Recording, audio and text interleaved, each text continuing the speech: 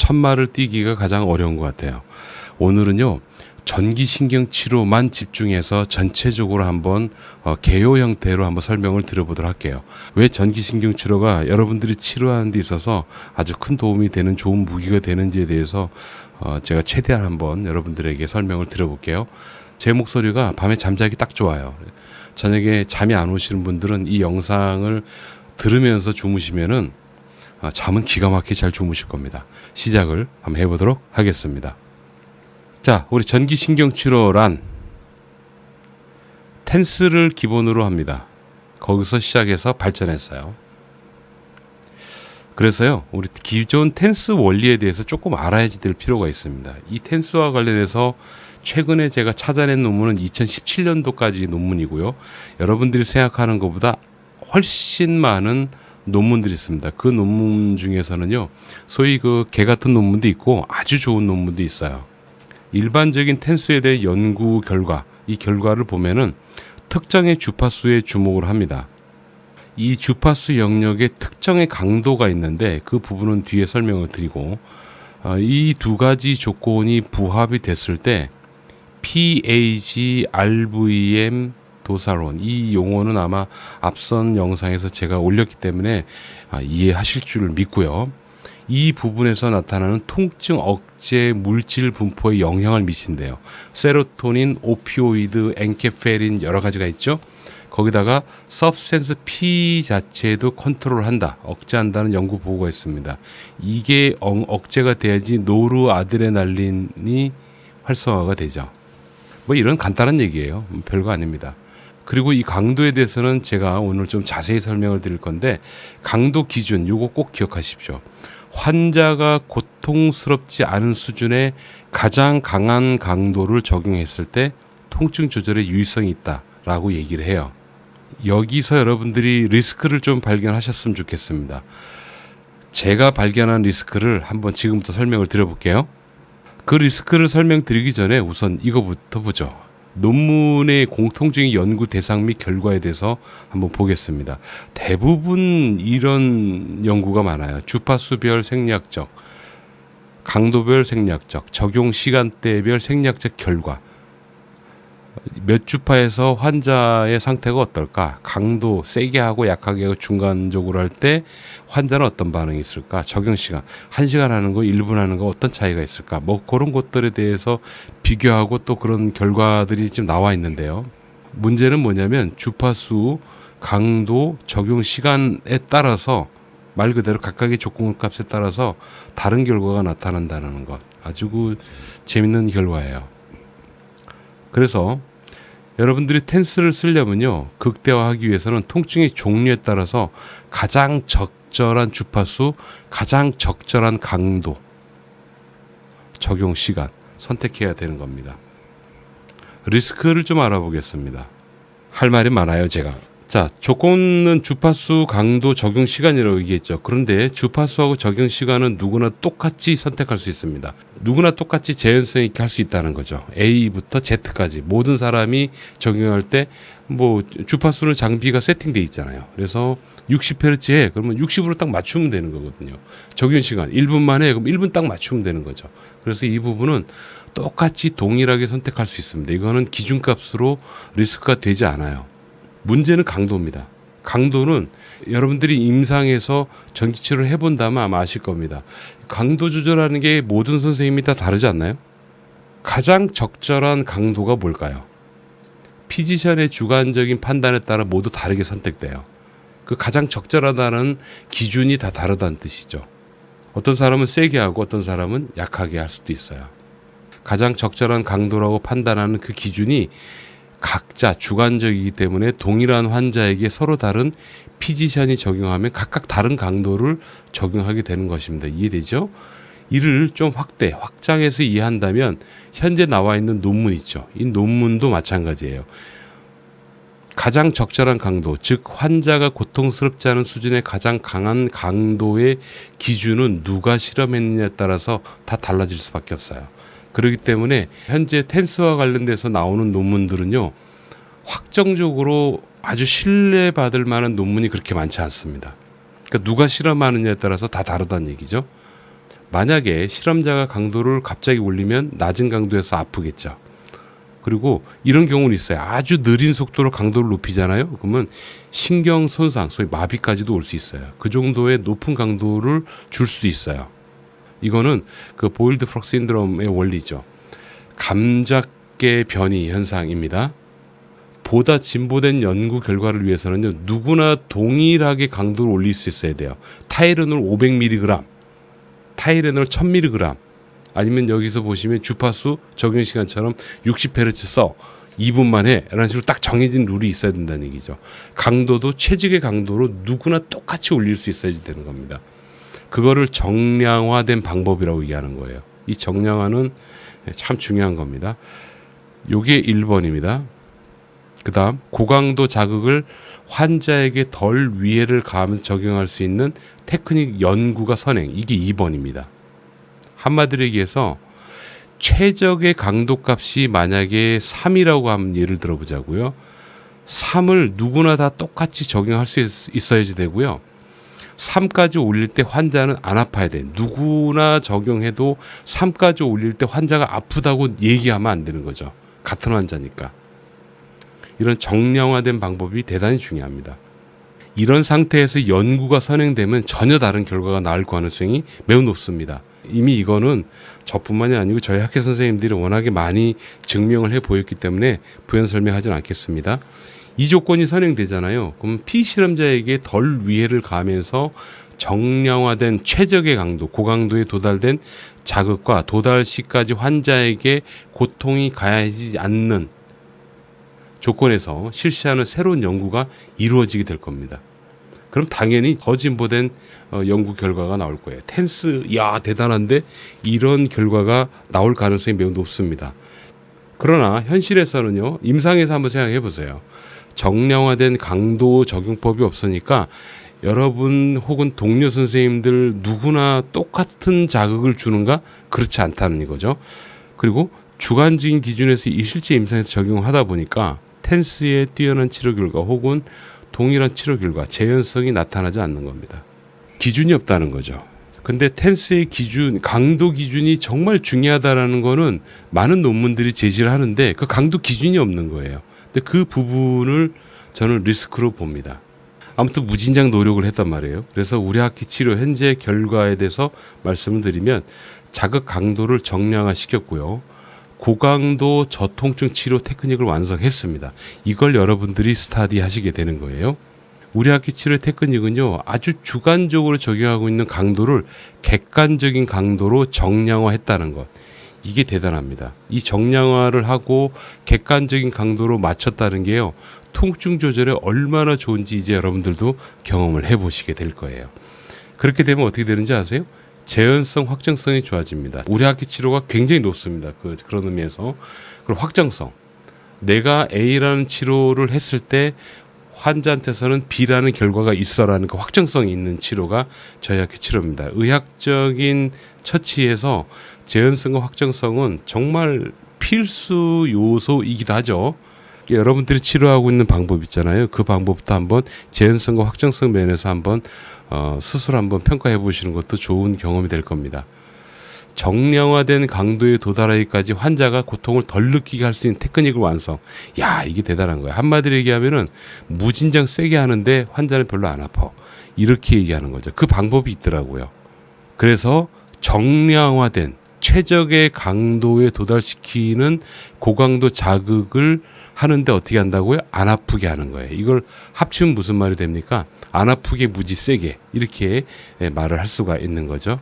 자, 이렇게 적용했을 때 기존에 리스크가 있는 연구임에도 불구하고 텐스가 갖고 있는 효과에 대해서 나왔잖아요. 실제로 이거를 정량화된 강도까지 맞춘 주파수 선택 강도 적용 시간을 제대로만 적용하니까 논문에서 제시하는 그 이상의 결과가 있더라고요. 그리고 굉장히 치료 품질이 좋습니다. 아주 완벽하게 좋아집니다. 다시 부연 설명합니다. 논문에 근거하면 환자가 고통스럽지 않은 수준의 가장 강한 강도를 적용했을 때 통증 조절에 유의성이 있다. 이건 확정적인 내용이죠.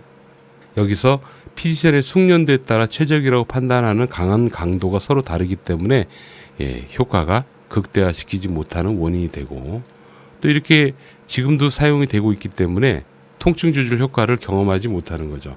그래서 전기치료, 그러면 참 물리치료사들한테는 가장 좋은 무기이기도 한데 제대로 쓰지 못하는 무기가 돼버린 겁니다. 우리 학회 발전이 어떻게 됐는지 좀 지루하지만 한번 들어볼게요. 어떻게 하면 높은 강도를 환자가 아프지 않게 하면서 적용할 수 있을까? 저통증 고강도 자극법에 대해서 고민을 했고요. 어느 정도 수준의 강도가 환자한테 최적의 강도일까? 정량화된 적정 강도 기준에 대해서도 저희가 고민을 했고요. 얼마나 적용해야 되나? 이 적용 시간. 이게 진짜 굉장히 많이 고민했던 그런 내용이 됩니다. 이런 질문으로 저희 학회 테크닉이 발전을 하게 됐는데요. 강도를 정량화해서 적용할 수 있는 방법, 아프지 않게 고강도로 적용할 수 있는 방법에 대해서 아주 오랜 기간 연구되고 발전됐어요. 그 결과가 매우 강한 강도를 부드럽게 적용하는 법, 그리고 효과적인 강도 올리기 테크닉, 사실 같은 말인데 조금 달라요. 이 완성된 거예요. 쉽게 얘기하면 안 아프게 세게 할 수 있는 방법을 완성했다는 얘기죠. 이러한 테크닉은 매우 높은 고강도 치료를 무통증 혹은 강도 대비 상대적으로 매우 작은 통증 상태로 실시할 수 있고, 이로 인해 가장 적절한 주파수와 가장 효과적인 일정한 고강도 조절, 그리고 적용 시간을 정량화해서 적용할 수 있게 돼서요. 논문에서 제시하는 최적의 텐스 효과보다 더 뛰어난 결과가 있음을 이미 수만 명의 환자를 치료하면서 경험했고, 페이스북 라이브 방송을 통해서 제가 경험학적, 귀납적인 혹은 로지컬, 연역적으로 증명을 했습니다. 이런 정량화된 테크닉으로 인해서 누가 치료를 하든 높은 재현성과 확정성을 쉽게 갖게 했습니다. 물론 열심히 연습을 하셔야 될 겁니다. 그 결과 아무리 심한 통증이라도요, 생각보다 아주 빠른 시간, 매우 빠른 시간 내로 통증 조절이 가능하게 되었습니다. 실제로 일어나고 있는 일이에요. 그리고 우리 테크닉을 잘 이해하고 그대로만 적용하면 누구나 쉽게 적용할 수 있어요. 아주 중요한 요소 6번입니다. 가장 적은 위해. 수술은 좀 가장 센 위해가 되죠. 가장 적은 위해를 가함으로 부작용을 최소화했습니다. 지금까지 제가 말씀드린 거는 텐스의 기본적인 어떤 논문 결과, 그리고 리스크, 이 리스크를 극복하기 위해서 우리 학회가 발전되었다. 그리고 현재 발전된 내용을 여러분들하고 함께 스터디하게 된다라는 부분이라고 보면, 이제부터는 뭘 배울지에 대해서 좀 알아보도록 하겠습니다. 종류가 있는데요. 제가 크게 세 가지로 한번 나눠봤어요. APCT라는 게 있어요. 통증을 억제하는 방법이고, 여기 보시면은 anesthesia라고 써 있죠. 이 마취의 원리를 이용하는 그런 방법입니다. 특정의 전기 자극 조건값이 있더라고요. 주파수 몇 주파를 할 거냐, 강도는 얼마나 할 거냐, 적용 시간은 얼마나 해야 될 것이냐, 이 조건값을 맞추게 되면 해당 부위의 둔환감, 넘니스 혹은 로컬 애너스티지아 현상이 일어납니다. 이거는 리도케인으로 블럭을 해버리는 말 그대로 화학적인 어떤 블록 현상이 아니고요. 자극에 의해서 신경 말단의 역치값이 올라가는 겁니다. 조금 달라요. 리도케인 같은 경우에는 화학적인 블록이기 때문에 화학적 반응이 멈추면은 감각이 원래대로 돌아오죠. 역치가 다시 원래대로 동일하게 돌아오는데, 우리 전기신경치료 같은 경우에는 화학적 블록이 아니고요. 신경 말단에 직접적으로 자극을 줘서 역치값을 기본적으로 올리는 데 있습니다. 쉽게 얘기하면 그냥 리도케인 마취하면 마취 끝나면 돌아 아프지만, 우리 치료 같은 경우는 전기신경치료의 작용이 끝나고 나도 상당히 오랜 기간 역치가 올라간 상태를 유지한다는 뜻이 됩니다. 이를 극대화하면 지배신경 역치가 상승하므로 통증이 급감하는 원리를 이용합니다. 치료법은 방사통, 연관통, 라디에이팅 레퍼러드, 그 다음에 텐더니스, 메카니컬 페인에 따라서 접근하는 방식이 좀 달라요. 분류가 되어 있고요. 각각의 통증 유형과 증상의 정도에 따라서 최적의 강도를 적용해서 보다 빠른 통증 조절을 유도합니다. 특히 조직 손상이 심하지 않은 경우, 이런 경우에는 아무리 통증이 심한 경우라 하더라도 이 치료만으로 통증 조절 효과가 뛰어납니다. 예를 들어서 여러분 인대는 쬐끄만 염자가 돼도 띵띵 붓고 많이 아프고 절뚝거리잖아요. 근데 이거는 조직 손상은 심하지 않으나 염자 때문에 절뚝거리게 되는 그런 경우가 더 많아요. 앵클 스프레이는. 이런 경우에 우리 치료하게 되면 그날 바로 걷고 움직일 수 있어요. 걷고 움직이게 하고 그 다음에 스프린트를 채워주는 거죠. 굉장히 뛰어납니다. 통증 조절 효과가. 아니면 심한 경우 발의 마비, 풋드롭이 일어날 정도까지 심한 허리 디스크 파열의 경우에도요, 일반적인 치료 접근, 일반적인 재활을 하는 것과 비교했을 때 굉장히 짧은 기간 내로 풋드롭이 회복이 됩니다. 이건 여러분들이 나중에 경험을 해보시게 될 거예요. 두 번째 전기신경치료 방법은 바로 MRT, MBT라는 거고요. 운동을 돕는 치료입니다. 그러니까 운동과 전기신경치료를 같이 한다라고 보시면 되겠어요. 이 운동에는 패시브 엑서사이즈가 있고 액티브 엑서사이즈가 있어요. 둘 다 포함이 됩니다. 조직 손상으로 인해 움직일 때 통증이 심하다면 해당 동작을 본능적으로 하지 않게 되죠. 왜? 벤트럴 혼에서 제어를 하기 때문에 그렇습니다. 발생 초기에 나타나는 아파서 못 움직인 경우를 통증에 의한 관절 제한이라고 얘기하죠. 이런 기계적 통증을 빠르게 해결하지 못한다면 결국 해당 관절이 파셜 컨트랙처, 부분적인 컨트랙처가 나타나면서 점점 심각한 증상으로 진전됩니다. 이처럼 통증에 의해 관절에 제한이 걸린 경우나 혹은 기관이 경과되어 관절 자체가 구축이 된 경우에 적용하는 방법입니다. 자, 어깨를 가지고 한번 예를 들어보겠습니다. 이건 좀 중요한 얘기 같아요. 견관절을 예를 들어서 로테이트 컵 샌드롬, 테어가 왔어요. 그럼 처음에 기계적 통증, 메카니컬 페인 때문에 안 움직이게 되죠. 안 움직이는데 이때는 관절 자체에 컨트랙션은 없으나 메카니컬 페인 때문에 아파서 못 움직이는 그런 경우죠. 문제는 이 안 움직이는 이 기간이 경과가 되면 될수록 견관절 가동에 부분적인 컨트랙처, 제한이 오게 됩니다. 근데 문제는 이 제한이 오는 이 상태를 빠르게 해결하지 못하면 결국 프로전이 돼버리는 거예요. 이렇게 되지 않도록 하는 게 우리 학기 치료의 핵심입니다. 초기에 발생하는 기계적 통증, 이거를 강력하게 억제하고 조절해서요, 어떻게 해서라도 관절의 기능을 유지시키는 데 최적화되어 있습니다. 잘 들어보십시오. 환자는 처음에 아파서 못 움직인다 그랬잖아요. 근데 아픈 거를 조절을 하고 어깨를 제대로 세팅해서 움직일 수 있게 하면 관절은 굳지 않습니다. 이렇게 처치했을 때 환자는 더 악화되지 않고 회복기, 소위 리모델링 프로세스, 그 스테이지로 넘어가서 아주 건강하게 회복이 되는 겁니다.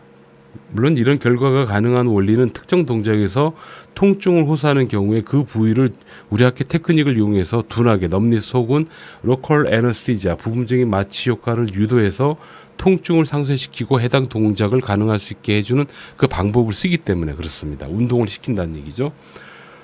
이게 1번이고요. 관절이 굳지 않은 경우입니다. 요건 2번입니다. 질환의 정도가 심해져서 관절의 구축이 심한 경우에도요, 우리 학회 치료 테크닉은 생각보다 굉장히 강력한 도움을 줄 수가 있어요. 일반적으로 관절의 강직 정도가 심하다 안 심하다 거기에 따라서 패시브한 매니플레이션을 하게 되죠.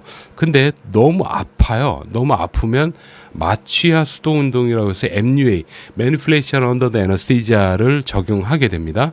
아시죠? 잠재워 놓고 어깨에 꺾는 거. 이거는 제 개인적인 생각은 이렇습니다. 이 관절 강직을 해결하기 위해서 마취까지 하는 불편함이 있는 거고요. 판이 커지는 겁니다. 그런데 이렇게 판을 키워도요, 관절 강직에 대한 임프루먼트는 그렇게 세진 않아요.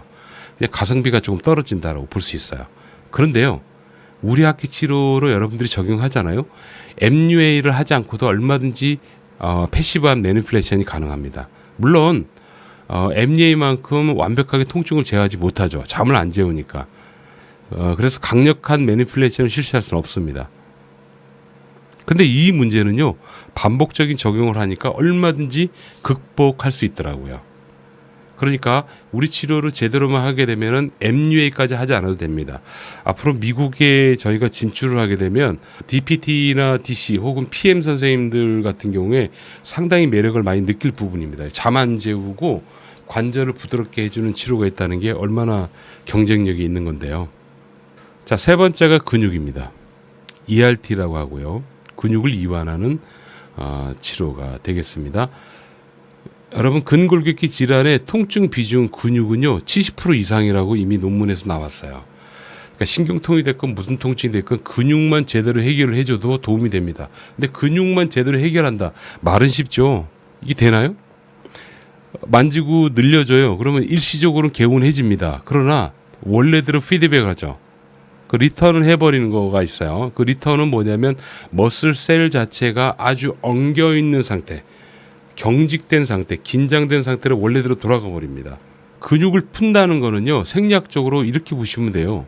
머슬 셀 리어레인지먼트, 근세포 재별에 대해서 생리학적으로 결과가 나와야지 됩니다. 근세포 재별이 잘 되느냐 안 되느냐를 가지고 근육을 풀 수 있다 안 풀 수 있다라고 얘기하는 겁니다. 그냥 만져서 시원해지는 거는 전혀 이 머슬 셀 리어레인지먼트하고는 전혀 관련이 없어 보여요. 약간의 좀 변화는 있을 수 있지만 생리학적인 결과는 아니다라고 볼 수 있죠. 이 부분을 저희는 집중했습니다. 그래서 우리 학회 치료 테크닉 ERT는요 마사지와 스트레칭 그리고 전기를 함께 이용하는 방법으로 생각보다 머슬 셀 리어레인지먼트 효과가 우수했습니다. 그러니까 단순하게 우리 손에 미세한 전류를 흐르게 해서요 그 손으로 해당 부의 근육을 마사지 및 스트레칭 시키는 원리예요. 너무 쉽잖아요.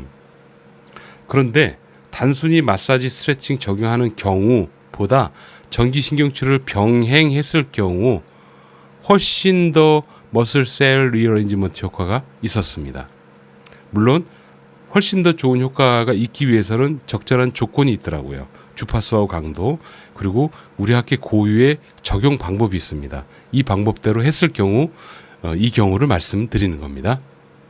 자, 이상으로 제가 설명드린 거는 여러분들이 앞으로 전기신경치료를 활용할 때 그 종류를 분류해서 제가 설명을 드린 거고요. 이걸 통합해서 여러분들이 쓰신다면 이렇게 쓸 수 있을 거다라고 생각을 합니다. 자, 이 내용도 이전 영상에서 이미 나가서 아실 텐데요. 원인을 분류하는 거 대단히 중요하죠. 근골격계 질환 원인은 8가지로 나뉩니다. 여기 있죠. 부종까지 해서 8가지가 됩니다. 각각의 문제를 해결할 줄 알아야 됩니다. 그래야지 페인 컨트롤이라고 얘기할 수 있습니다. 그러니까 통증 조절이라는 개념은 확실히 다른 분야입니다. 그래서 우리 학회 치료는 이 각각의 원인에 따라서 섬세하게 적용할 수 있게끔 세팅이 되어 있고요. 매우 짧은 시간 적용할 수 있게 되어 있고요. 높은 치료를 보일 수 있습니다. 관절의 문제는 MRT, MBT를 메인으로 합니다. 인대와 힘줄의 문제는 해당 조직의 회복을 촉진시킬 수 있는 테노사이트 셀 증가, 에피리가멘트 자극 이렇게 할 수 있는 저희 치료가 있어요. 그다음 근육의 이상과 심한 부종, 원활한 블러드 서플라이 이걸 위해서는 ERT를 적용합니다. 물론 공통적으로 강력한 통증 조절법이죠. APCT를 사용을 합니다. 통증 조절을 기본으로 한다는 뜻이죠. 이렇게 여러 가지 테크닉을 병행해서 적용하기 때문에 매우 효율적으로 각각의 원인을 점진적으로 그리고 점차적으로 제거해 나가는 치료 프레임을 저희는 운영을 하고 있습니다. 이렇게 하잖아요. 그럼 결국 현실적인 치료를 할 수가 있습니다. 빠른 치료, 보다 완벽한 치료를 할 수 있다는 뜻이죠. 한마디로 얘기하면 내 가족한테 할 수 있는 치료입니다.